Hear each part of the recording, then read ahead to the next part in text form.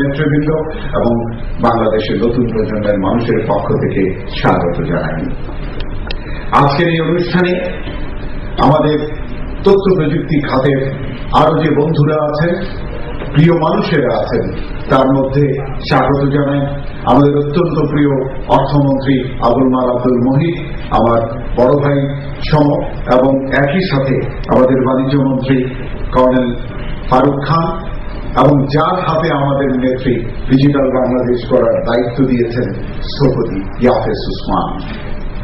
চৌধুরীবৃন্দ, এই মঞ্চে আজকে আমার সবচেয়ে বড় সৌভাগ্য এমন একজন মানুষকে আমি স্বাগত জানাতে পারছি, যাকে সত্যি সত্যি বাংলাদেশের ইতিহাসে প্রথমবারের মতো উপস্থিত থাকতে দেখছি। একটি প্রতিষ্ঠানকে তিনি প্রতিনিধিত্ব করছেন, সেটি হচ্ছে Asia Oceania computing industry association অথবা অ্যাসোসিও, তার সভাপতি লি। একই সাথে আমাদের মূল যে আমাদের অ্যাসোসিয়েটে বাংলাদেশকে যিনি প্রতিনিধিত্ব করেন, আমাদের কম্পিউটার সমিতির সাবেক সভাপতি এবং associate deputy president Abdullah H Kafi, এবং আমাদের এখানে উপস্থিত আমাদের অফিসিয়াল ব্যাংক এবং অফিসিয়াল প্লাটিনাম স্পন্সরের প্রতিনিধিবৃন্দ।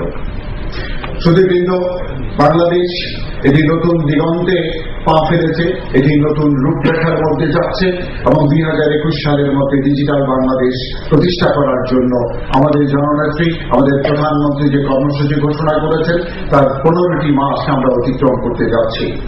অনেকেই নানা বিষয় নিয়ে কথা বলেন, নানাভাবে কথা বলেন, কিন্তু 15 মাসে আমাদের যে অভিজ্ঞতা, বিশেষ করে এই খাত থেকে আমরা যেভাবে উপলব্ধি করেছি যে এই সরকার বাংলাদেশটাকে ডিজিটাল বাংলাদেশে রূপান্তর করার জন্য যে পদক্ষেপগুলো নেওয়ার উদ্যোগ নিয়েছে, তাকে নিঃসন্দেহে কম্পিউটার সমিতি এবং তথ্য প্রযুক্তি খাতের পক্ষ থেকে অভিনন্দন জানাই, স্বাগত জানাই। বিশেষ করে আমাদের তথ্য প্রযুক্তি নীতিমালা 2009 গ্রহণ করা, আমাদের ই কমার্সের জন্য যুগান্তকারী পদক্ষেপ গ্রহণ করা, স্কুল কলেজগুলোতে কম্পিউটার ল্যাব প্রতিষ্ঠা করা সহ সবচেয়ে বড় যে ঘটনাটি ঘটার উদ্যোগ নেওয়া হয়েছে, সেটি হচ্ছে সরকারের কাজ করার পদ্ধতি। এই মাসেরই 4, 5, 6 তারিখে মাননীয় প্রধানমন্ত্রী বাংলাদেশের ইতিহাসে আরেকটি স্মরণীয় কাজ করেছেন, সেটি ছিল ডিজিটাল উদ্ভাবনী মেলা। এবং সেই মেলার মধ্য দিয়ে সরকার কতটা আন্তরিকতার সাথে দেশের জনগণের কাছে সেবা পৌঁছানোর জন্য উদ্যোগ নিয়েছে, সেটি আমরা প্রত্যক্ষ করেছি। এবং এই প্রথমবারের মতন আমি স্মরণ করতে চাই, মাননীয় প্রধানমন্ত্রী, আপনি সেদিন বলেছিলেন শুধুমাত্র ঢাকা শহর নয়, আমাদেরকে গ্রামের মানুষের কাছে যেতে হবে। সেই দিন আপনি ঘোষণা করেছিলেন 1000 ইউনিয়ন পরিষদের তথ্য কেন্দ্র স্থাপন করা। এবং সার্বিকভাবে আমি মনে করি যে এই দিক নির্দেশনা দিয়ে আপনি সরকার পরিচালনা করছেন, যে দিক নির্দেশনা নিয়ে তথ্য প্রযুক্তি খাতকে বিকশিত করার জন্য উদ্যোগ গ্রহণ করেছেন, আমরা এই খাতের মানুষ হিসেবে আপনার কাছে ঋণী, আপনার কাছে কৃতজ্ঞ। আমি স্মরণ করতে পারি, এর আগে আপনি যখন ক্ষমতায় ছিলেন, প্রধানমন্ত্রী ছিলেন, তখন বাংলাদেশে তথ্য প্রযুক্তি খাতের 3টি বড় ঘটনা ঘটিয়েছিলেন, যে 3টি বড় ঘটনার প্রভাব আজকের বাংলাদেশের প্রত্যেকটি মানুষের কাছে পৌঁছেছে। আপনি অনলাইন ইন্টারনেট চালু করেছিলেন, আপনি চালু করেছিলেন তথ্য প্রযুক্তির একটি বড় রকমের ব্রেকথ্রু, সেটি ছিল মোবাইলের মনোপলি ভেঙে দিয়ে জনগণের কাছে আজকে 6 কোটি মানুষের কাছে মোবাইল ফোন পৌঁছেছে। সেই কৃতিত্ব মাননীয় প্রধানমন্ত্রী আপনার, আমরা জনগণের পক্ষ থেকে আপনাকে অভিনন্দিত করতে চাই। সবচেয়ে বড় যে ঘটনাটি, যে পথ নির্দেশনা আপনি দিয়েছিলেন, সেটি ছিল বাংলাদেশের কম্পিউটার এবং তার সাথে সংশ্লিষ্ট সমস্ত যন্ত্রপাতির উপর থেকে শুল্ক, ভ্যাট এবং আয়কর পর্যন্ত আপনি প্রত্যাহার করেছিলেন। আমরা বাংলাদেশের মানুষ আপনার কাছে সেই কারণে ঋণী, এবং আমি মনে করি বাংলাদেশের মানুষ আপনাকে আজীবন পরিচালনা করার। মাননীয় প্রধানমন্ত্রী, বলতে গেলে আপনার কাছে আমার দাবি করার কিছু নাই, কারণ যার কাছে দাবি করার আগে পাওয়া যায়, তার কাছে দাবি পেশ করার কোনো যৌক্তিকতা নাই। শুধুমাত্র একটি বিষয়ের প্রতি আপনার দৃষ্টি আকর্ষণ করব, আমরা ডিজিটাল বাংলাদেশ গড়ে তোলার জন্য কাজ করছি।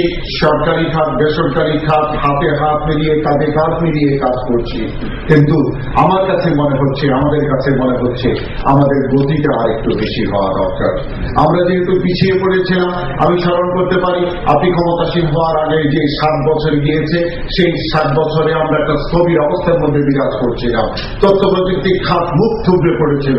সেই অবস্থা থেকে আমরা যতটা পিছিয়ে পড়েছি, সেই পিছিয়ে পড়ার পরিবর্তনটা যদি আপনি আরেকটু দ্রুত গতিতে আমাদেরকে নিয়ে যান, তাহলে বোধ হয় আমরা যেটুকু পেছনে পড়েছি সেটুকু এগিয়ে যেতে পারবো। বিশেষ করে আমি দুটি খাতের প্রতি আপনার দৃষ্টি আকর্ষণ করব। আমি মনে করি ডিজিটাল বাংলাদেশের সবচেয়ে বড় ভিত্তির নাম হচ্ছে ডিজিটাল সরকার।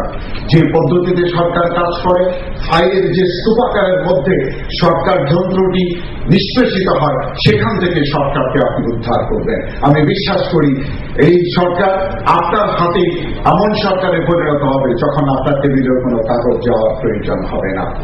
মাননীয় প্রধানমন্ত্রী, শিক্ষার আরেকটি বিষয়ের প্রতি আমি দৃষ্টি আকর্ষণ করি।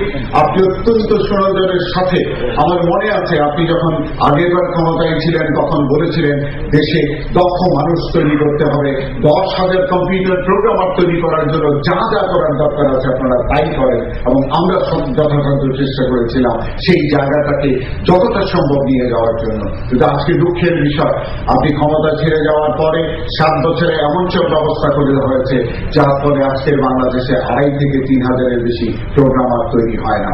মাননীয় প্রধানমন্ত্রী, আপনি শুধুমাত্র প্রোগ্রামার নন, আপনি এই দেশের শিক্ষা ব্যবস্থার আমূল পরিবর্তন করুন। আমরা আশা করব, আমরা প্রত্যাশা করব বাংলাদেশের প্রত্যেকটি শিশুর হাতে একদিন কোনো না কোনো ভাবে ডিজিটাল যন্ত্র পরোক্ষ বা প্রত্যক্ষভাবে পৌঁছাবে এবং সেই কাজটি আপনার হাত দিয়ে যেন হয়। আমরা বিশ্বাস করি বাংলাদেশের প্রত্যেকটি শিক্ষা প্রতিষ্ঠানে আপনি এমন ব্যবস্থা প্রচলন করবেন যে ব্যবস্থার ফলে শিশুরা মাউস দিয়ে তাদের জীবন, শিক্ষা জীবন শুরু করতে পারবে। এই দুটি ক্ষেত্রে যদি আমরা উল্লেখযোগ্য অগ্রগতি সাধন করতে পারি, তাহলে 2021 সালের প্রয়োজন হবে না বাংলাদেশকে ডিজিটাল বাংলাদেশে পরিণত করার জন্য। আমি বিশ্বাস করি আপনার এই মেয়াদ শেষে বাংলাদেশ একটি ভিন্ন বাংলাদেশ দেখবে, একটি নতুন বাংলাদেশ দেখবে, এমন একটি বাংলাদেশ দেখবে যে বাংলাদেশে জনগণ সত্যি সত্যি সুখে শান্তিতে বসবাস করে সমৃদ্ধির পথে যেতে পারবে। আমি জানি আপনার সময়ের অনেক কমতি আছে, তারপরে এই কথাগুলো আমাকে বলতে হয়েছে কারণ আমরা চাই আপনার নেতৃত্বে বাংলাদেশ ডিজিটাল বাংলাদেশের সেই সোপানে উপস্থিত হোক যেটির জন্য পুরো জাতি যুদ্ধ করেছিল। জাতির জন্য বঙ্গবন্ধু শেখ মুজিবুর রহমান এই দেশের জন্য যে মানচিত্র পতাকার সঙ্গীত দিয়ে গেছেন, আপনি হচ্ছেন সেই বাংলাদেশের আধুনিক 21 শতকের বাংলাদেশের, তথ্য যুগের বাংলাদেশের, জ্ঞান ভিত্তিক সমাজের বাংলাদেশ গড়ে তোলার স্থপতি। আপনাকে স্বাগত জানিয়ে আমি